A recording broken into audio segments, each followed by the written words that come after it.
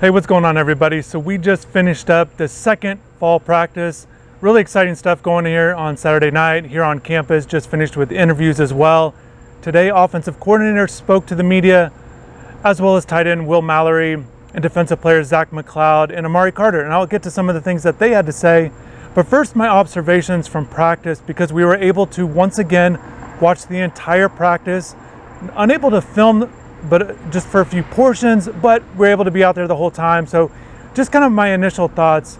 And basically, first I want to get to three guys that are on those second and third units who have impressed me so far, either tonight or yesterday. But let's start with a couple offensive players. I'm really impressed by what I've seen from tight end Elijah Arroyo, and I was able to ask Will Mallory some questions about Elijah, just how he's fitting in. And first off, Will saying he looks great physically, and also I asked about how he's learning the playbook, and he says he understands it pretty well for a young player. Really noted how smart he is and things like that. So Will's very impressed with Elijah. And when you watch Elijah out here, he makes plays. He does a good job cutting on his breaks, on his routes, also finishing plays. And once again, like Will said, the size is there, and that's what you like in young players.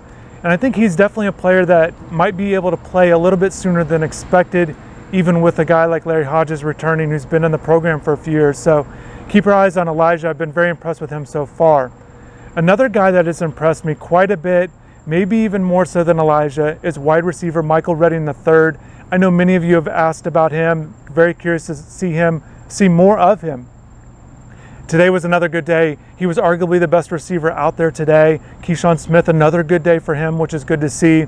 Real quick on Keyshawn, but just Keyshawn's doing a good job of not just utilizing his speed, but he made some contested catches, and I thought that was good for him. But going back to Mike Redding III, he's doing a good job. He's been known as a guy that's a bit physical at the line. He can get off the jams and things like that. But I think one thing that we're seeing in the first couple of days, a little bit better speed than maybe expected. He's able to get downfield a little bit more than maybe you would have thought. And I think those are good things for Mike in terms of not just being a possession type receiver, but maybe a guy that can stretch the field a little bit more than you thought. You know, getting closer to that 15 yards per catch that all receivers are aiming for, or even higher. Certainly some guys are bigger than that, but Mike's doing a really good job of getting downfield, finishing plays, showing good hands, doing a good job on contested catches. I think he's been very impressive with that second group behind a guy like Keyshawn and then Mike Harley and Charleston Rambo. So he's doing good these first couple of days. And then my third guy, I had a little bit tougher time coming up with a third guy, but I do want to point out James Williams, freshman safety. You guys know he's highly regarded. And sometimes highly regarded guys come in and might take him a little bit of time. And I thought James looked good in day one. I think today he was even better because he was always around the ball, and I think that's very important for your safety. You always want to have those that knack for being around the ball, make plays. Again, just in helmets, so they weren't taking guys to the ground, but James did show a little bit of physical side today.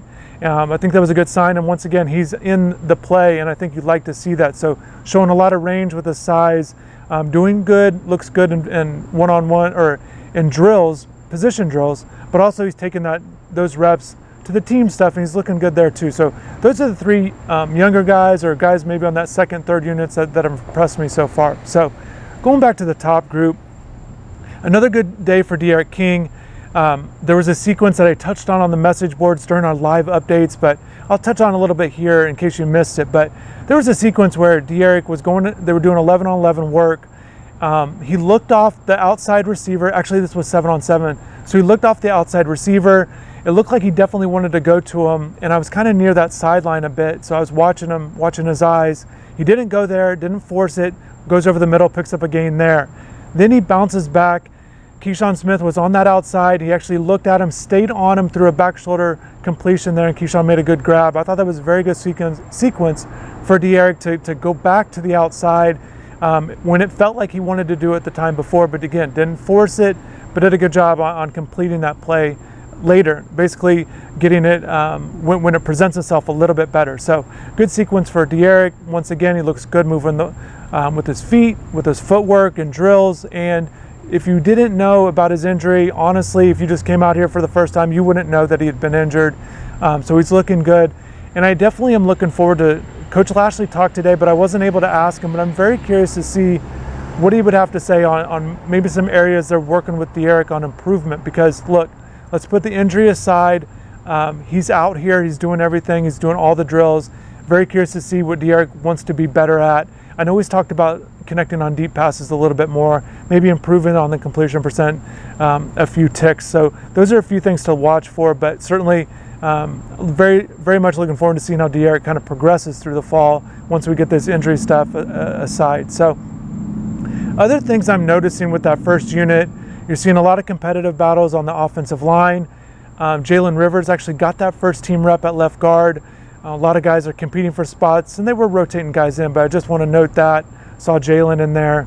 And speaking of the offensive line, and this was interesting, so Zach McLeod spoke to the media today, and I did see him at left defensive end, and I was curious if I just kind of pulled him, or just kind of asked him quickly if he's only been left, or does he rotate to the right, because there's a lot going on where we're watching.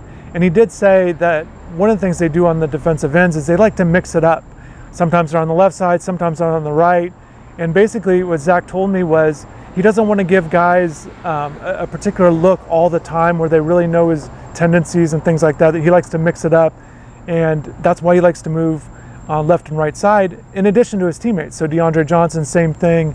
Jafari Harvey's another guy that they're moving around a little bit. So, and this is something that we heard about before with Jalen Phillips. Quincy Roche would sometimes move from left to right as well. So not a surprise, but just wanted to make that note. It was a little tidbit there that I got from Zach. I found it interesting.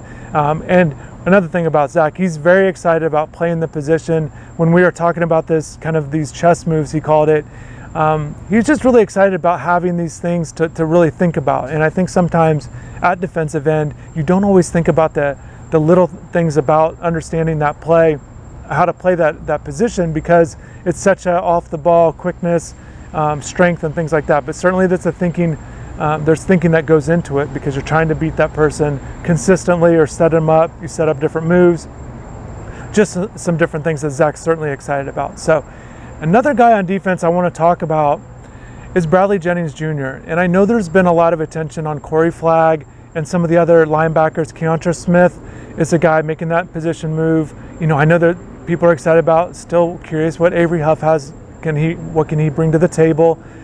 But definitely keep your eye on Bradley Jennings, because he's getting a lot of first team reps. He's almost like a forgotten guy, I think, at times. But just keep your eye on him. I still think he's going to be in the mix. He led the linebackers in tackles last year. You know, a lot of different guys were getting playing time, but just kind of keep your eye on Bradley, and we'll see how he kind of stays in the mix there. A lot of receivers made plays today. Not a surprise, we saw it the day before. Once I mentioned some of them already. Mike Harley made some nice plays as well. Cameron Harris in the running game. I thought Jalen Knighton looked good as well, making some double cut moves, really showing his speed there. But I do think with the offensive, you know, just in general, the way it's kind of shaken out, you know, you got Will Mallory there at tight end, and the receivers, you know, there's different options there, and the running backs. And Rhett was asked, Coach Lashley was asked about the running backs, how they're doing. It feels like all three are doing well. So it's still going to be a battle. And basically, Rhett was also talking about how, look, when the guys get pads on, they're really going to be able to evaluate guys more. And they are going to be able to have their pads on the next day. Unfortunately, the media, not only can we not watch practice or film it, but we can't be out there, and we won't be able to ask questions afterwards either. So it might be a couple days before we do some more updates, but definitely appreciate everybody for chiming in and staying tuned, and glad you guys like these live from campus episodes here right after practice. I want to give you guys as much information as possible, but for more content, you can always go to InsideTheU.com for plenty of content there. Also check out the videos. You're going to have more stuff, drills, one-on-ones, commentary during practice, so definitely be sure to check out the channel if you haven't yet. Subscribe and like the video as well. So definitely thank everybody. Hopefully you guys got some information here. I know there's a lot more to get to, a lot of different players. Just real quick, one thing I forgot to mention, Marcus Clark actually had a nice interception. Sometimes we don't focus on the DBs enough, but he had a nice interception on Restrepo. Restrepo finished the day with a nice touchdown in a red zone offense. So he finished off practice. So just the last couple nuggets before we get out of here, but definitely thanks for watching and take care.